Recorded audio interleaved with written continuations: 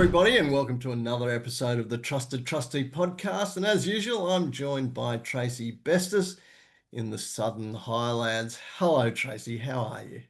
I am doing great, Darin, and the Southern Highlands is putting on such a beautiful show today. It's getting warmer, spring is happening, the sun's out, the sky's blue. It's beautiful. That's fabulous. It's pretty good here in Sydney as well, but I still think the Southern Highlands is probably a little bit chilly for my liking right now because Probably. I'm a bit of a You wimp. say that all year round, Darin. You say Yeah, that I all know. year. I'm a wimp. That's it. Now, of course, this podcast is brought to you by Super Fund Property Valuations.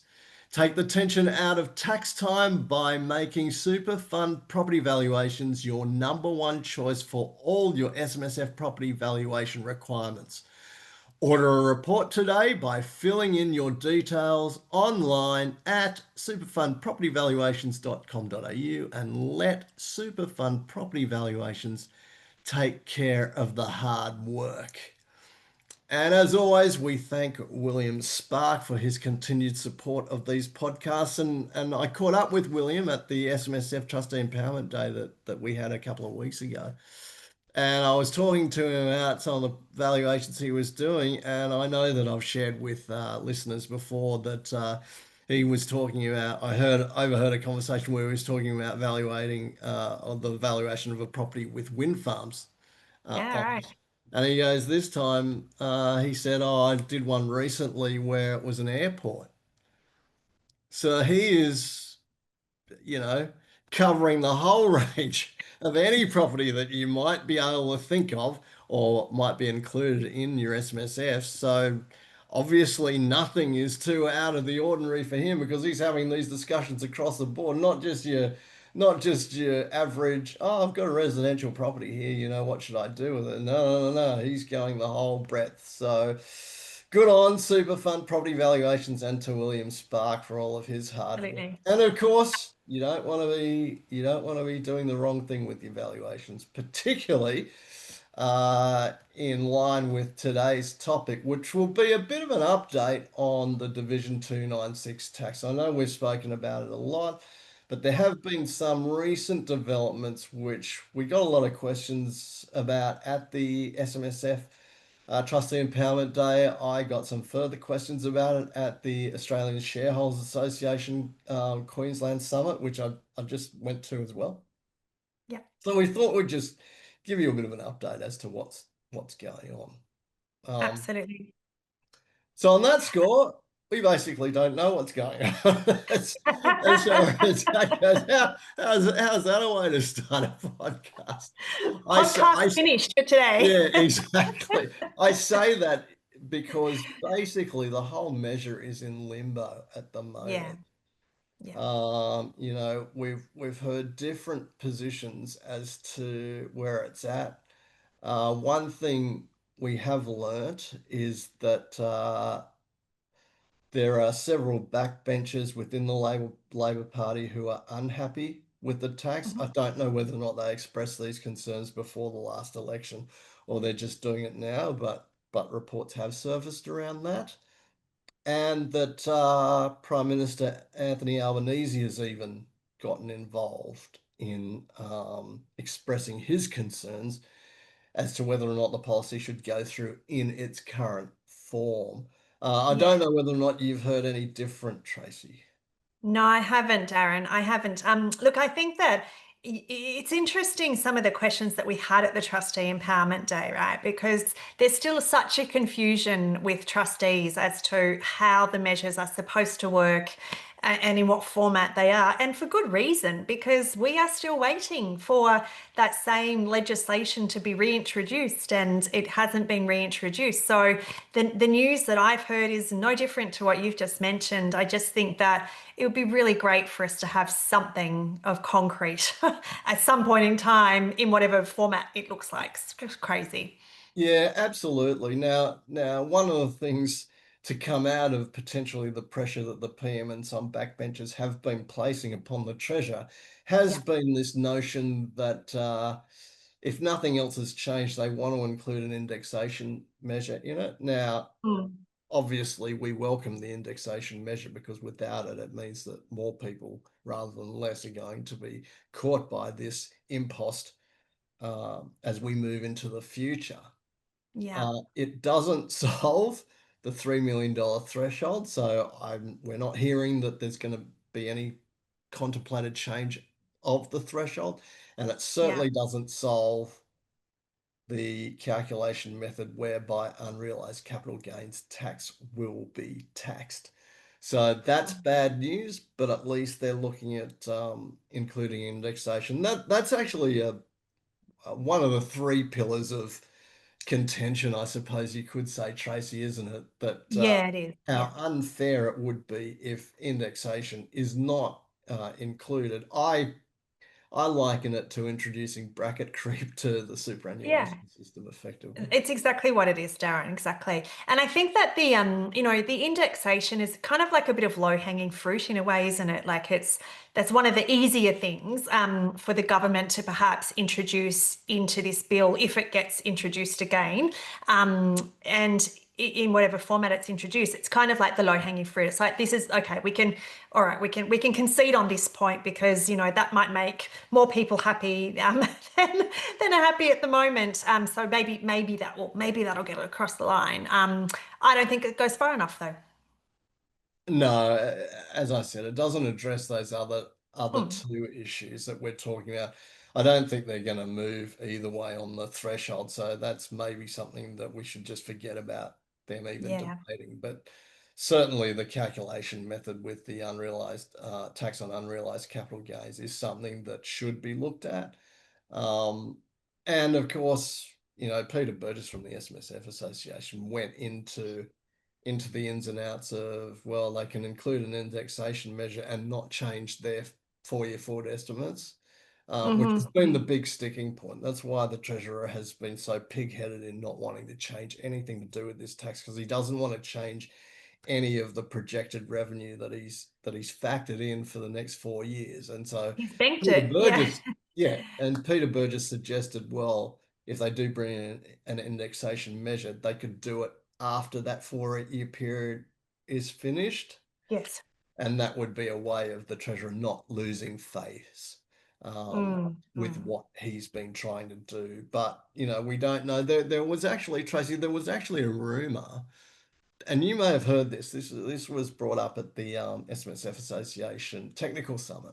Yeah. Jeff Wilson from Wilson Asset Management was actually saying that some of the Labor insiders that he'd spoken to were potentially thinking that the tax might actually be scrapped Yeah. because they were puzzled as to why no discussions with the Greens were actually going forward at the moment. Now, I don't have any updated news as to whether or not those discussions have now commenced.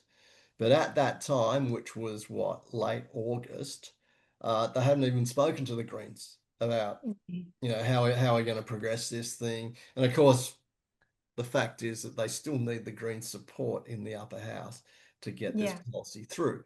So they're not even having conversations about that. And just as a refresher, the Greens want the threshold down to $2 million, but they were in favour of an indexation measure. Yes, that's right. Um, so they were actually expressing doubts as to whether or not the policy will go through. But if I was a betting man, I would still say that they haven't abandoned this. Yes, and I think adding to that kind of, that rumor of scrapping it, Darren, it was interesting. I was at the Class Ignite conference last week. You and I have been all over the place with Yeah, conference in the last few weeks. I'm Um, conferenced out. we're conferenced out. We just want to stay home.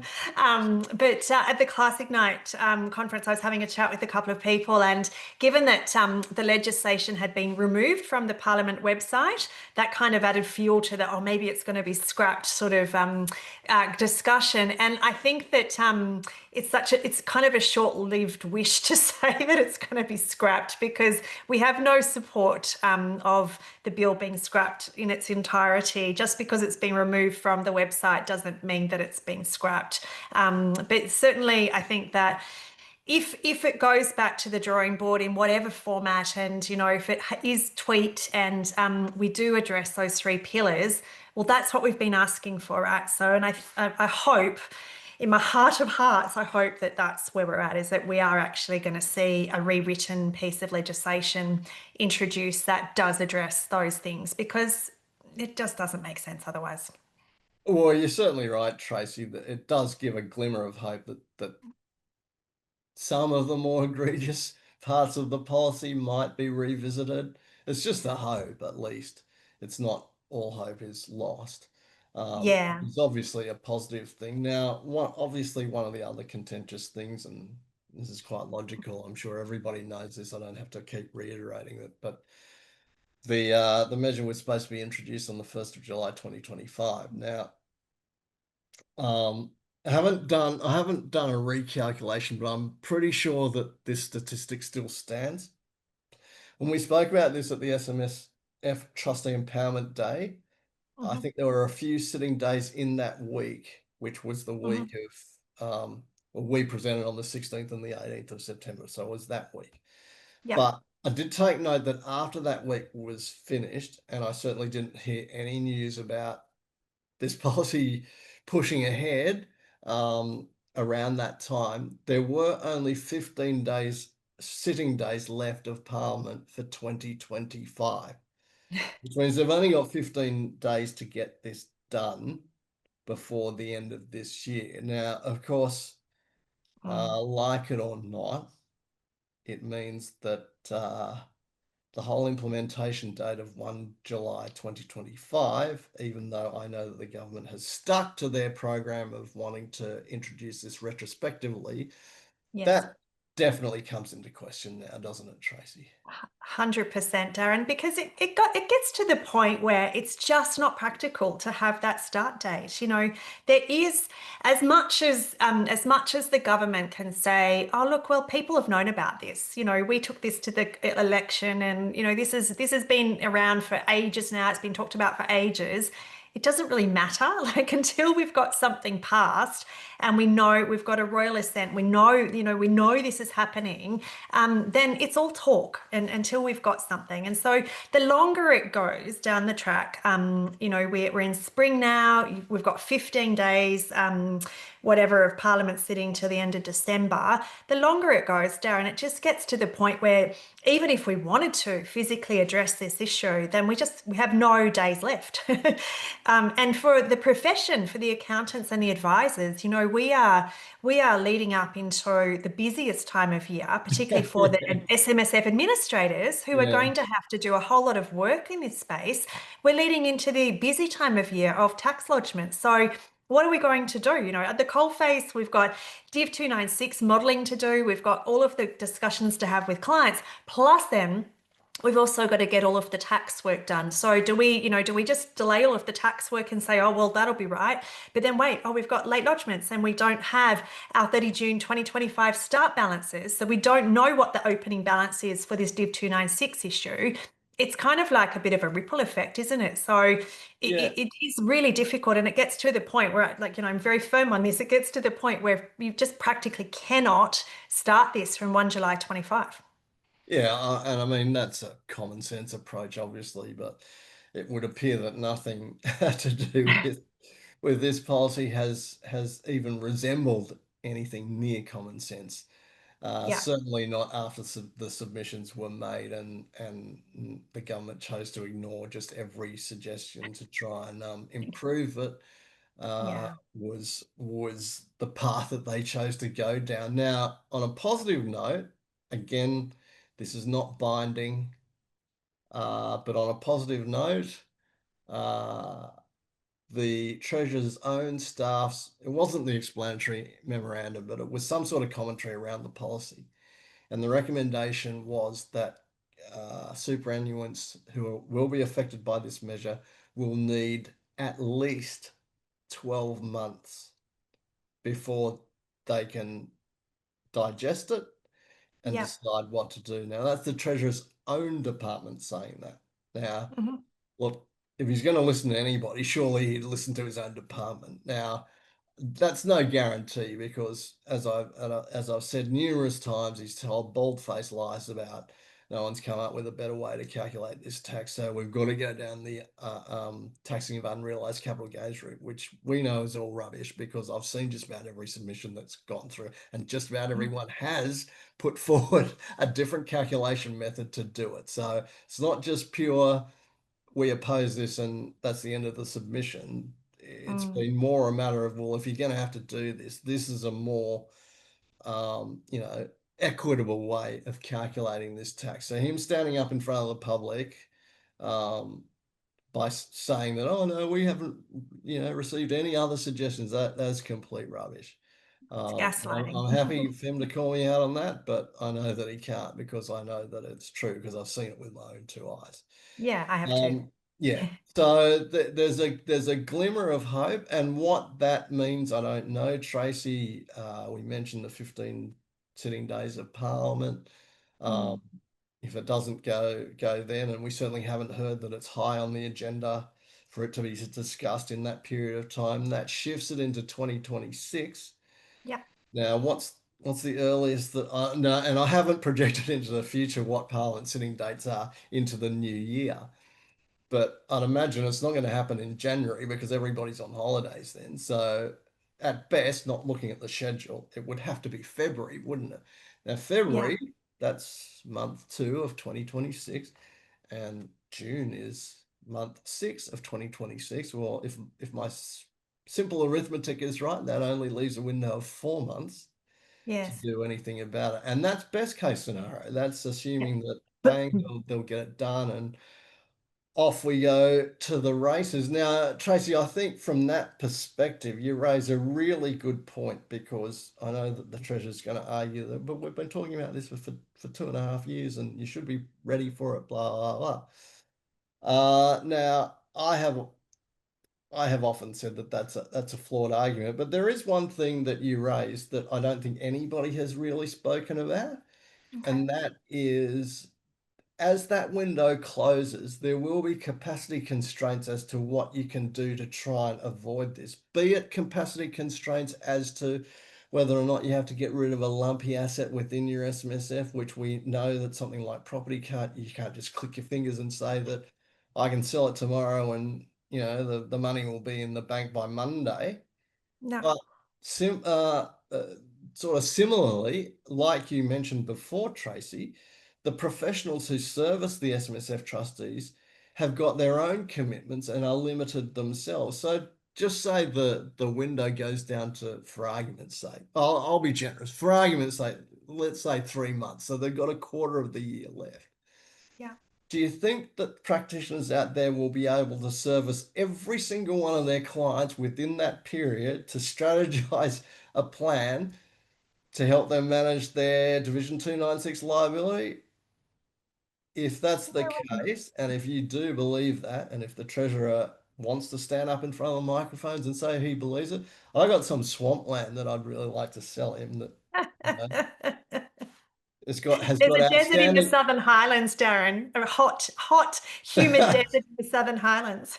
Well, this swampland has got outstanding water views.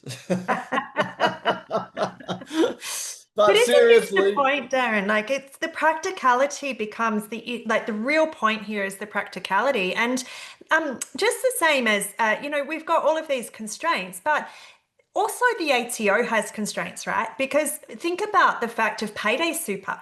So payday super is supposed to come in from 1 July 26, right? So if that's the case, well, I'm pretty sure the ATO have got a lot on their plate as well around single touch payroll and reporting in order for payday super to become operational from 1 July 26. So, it's not just us as professionals, it's also the ATO who are going to be the ones administering the Div 296 assessment notices. So it's like, guys, come on. You can't live in this utopian world where you think that you can just click your fingers and everything can fall into play. It's not going to happen.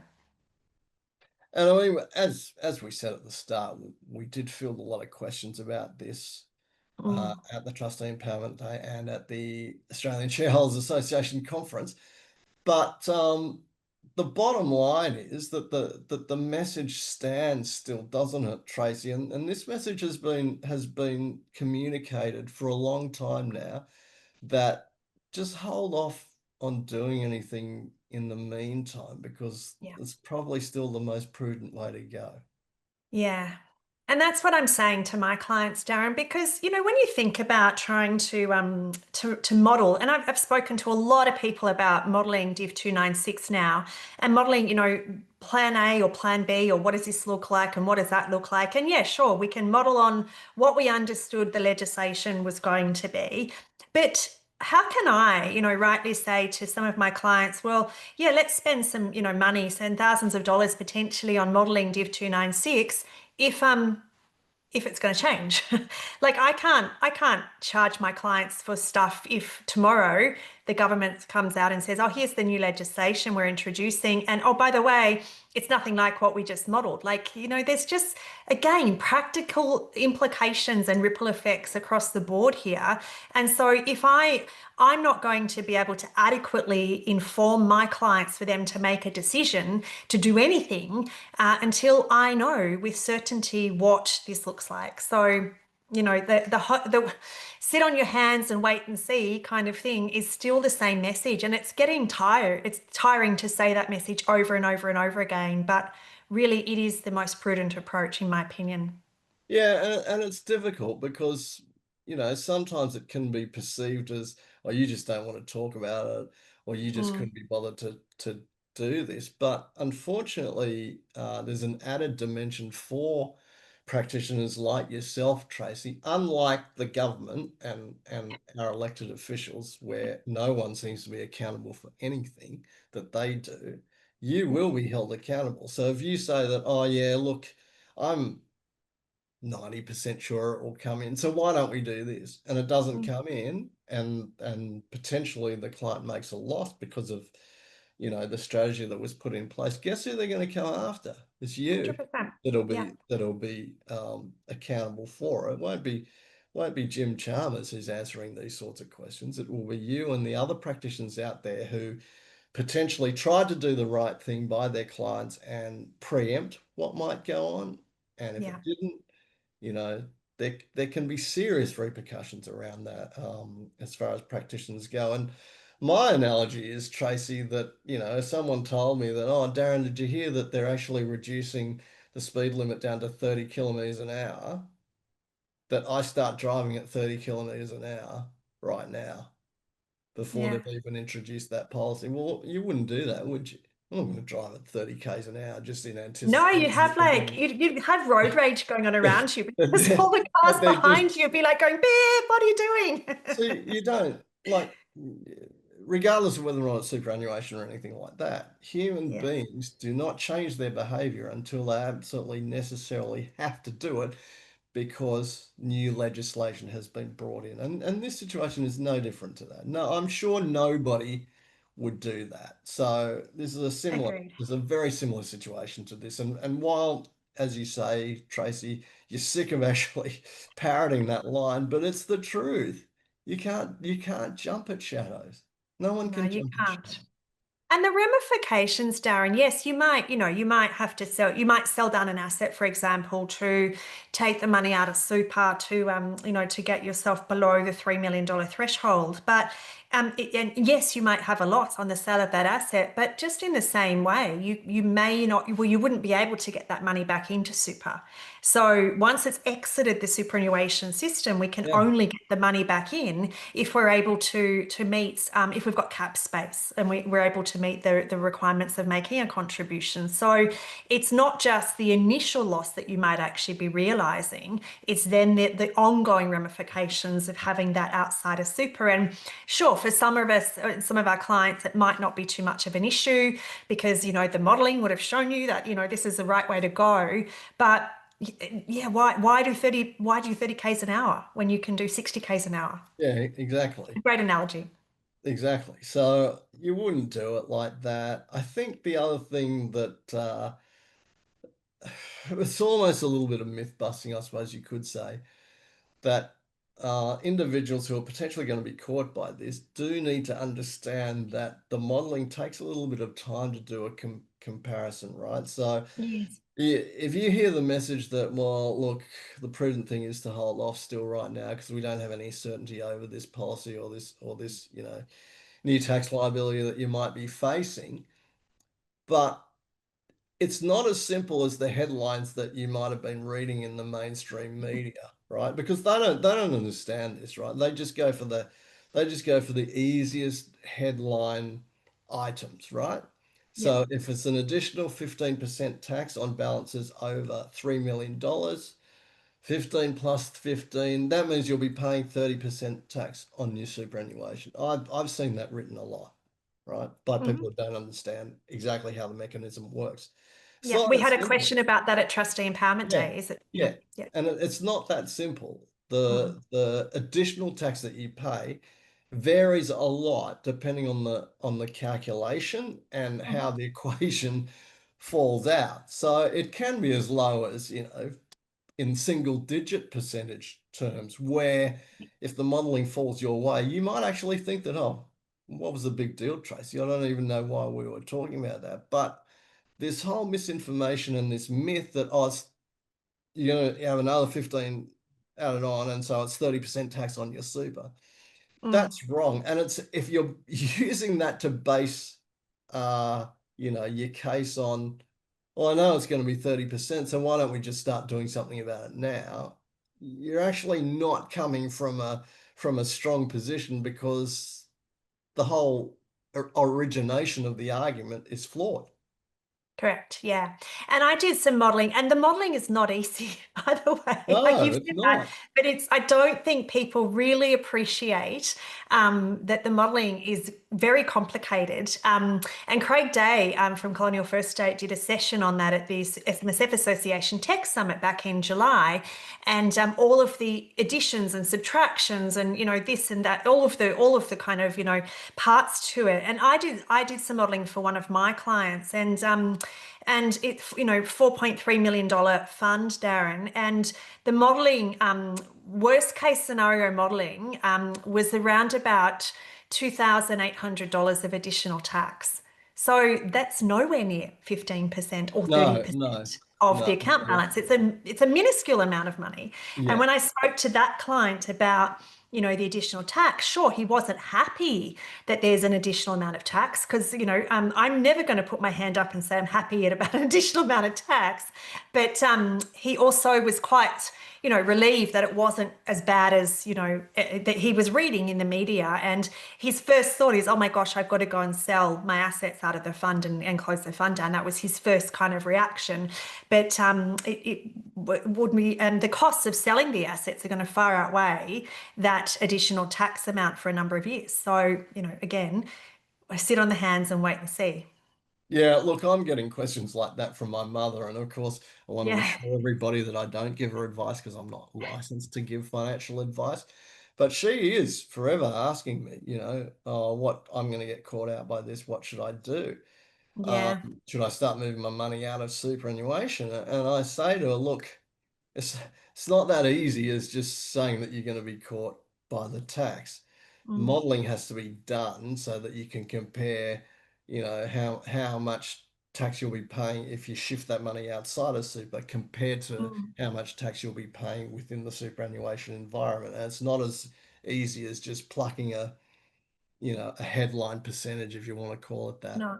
and saying that that's what's going to apply to me. I've had to tell that to her several times.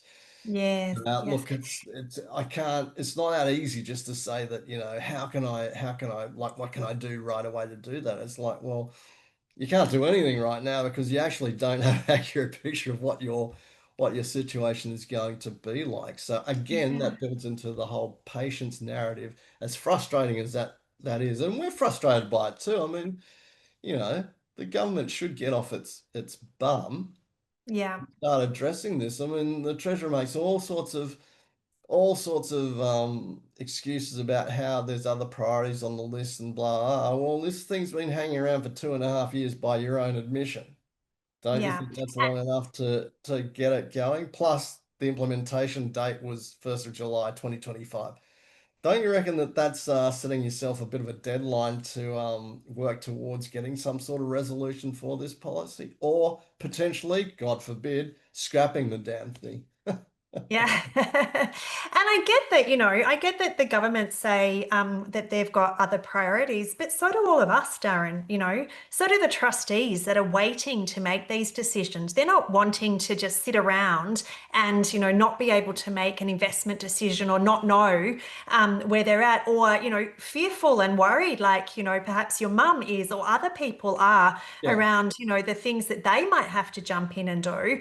This is real life stuff for these people, and I think the government need to understand that it's people's emotions and their sleep at night that's been affected by the uncertainty of some of these these yeah, discussions, because everyone's hearing about it. And even at I think it was on the Sydney leg of the Trustee Empowerment Day, Darin, where one attendee stuck up his hand and said we should all take a class action against the government for this tax because it's illegal. And then another person stuck up their hand a little bit later and said, I am sick to death of hearing about Div 296. Can we not talk about something else? So people are, up in arms about it, really, one side or the other around the Div 296. So we just want to get an answer. We just want yeah, it sorted out.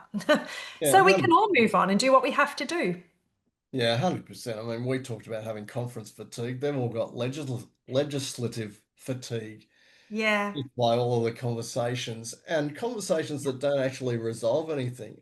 I mean, like today, we're having a conversation about it right now, but we haven't resolved anything. We've all no, we've done is really provided an update on where we believe it's at and what we've been told where it's at. yeah. So, yeah, that's basically it. Now, in doing that, Tracy, again, I'm trying to prove that I'm the perfect son and that children can be included in SMSF and be trusted to do the responsible thing. So I'm telling her not to jump at shadows. I'm telling her, look, don't worry. Let's just see how this pans out, and then we can ask somebody to model what the strategy should be going forward. So I'm being And responsible, Tracy. I think you're being a very responsible additional trustee and member of the fund, Darin. So I'm proud of you. That's good. I think I'm going to lose this bet at some point in time. You're determined to prove me wrong. So, Absolutely undetermined. Absolutely undetermined. good. But And so I think that for our, for anyone listening, Darin, I think that, just keep the faith and keep the hope. And there is a hope that we will see some significant changes if and when it is reintroduced. And I think in the meantime, rest assured that no one's forgetting about it in the space. Like, all of the yeah, professional associations are on it, and we are all fighting for, the equity in the situation, and no one's going to let it go. yes, 100%. Mm, And with all that discussion, we've run out of time. very much so. As you can probably tell, we can talk about this tax forever because Yeah, there are actually so many rabbit holes that I haven't really covered off that the no. government refuses to answer as to what might happen there. But that's probably a discussion for another day, and we don't want you all to be Div 296 fatigued after watching or listening to this podcast. So all that's left for me to do is give my thanks to Tracy for joining me on this episode of the Trusted Trustee podcast. You're very welcome, Darin. I've enjoyed the chat. Thanks again to Superfund Property Valuations for its continued support. Thank you very much to my production team who puts this all together and posts it on our social media channel and distributes it via email to our subscribers. But most of all, thank you to all of you for joining us and for listening to our sort of update on Division 296 tax today. And we look forward to having you join us the next time we bring you the Trusted Trustee podcast. Travel well, and we'll see you then. Bye for now.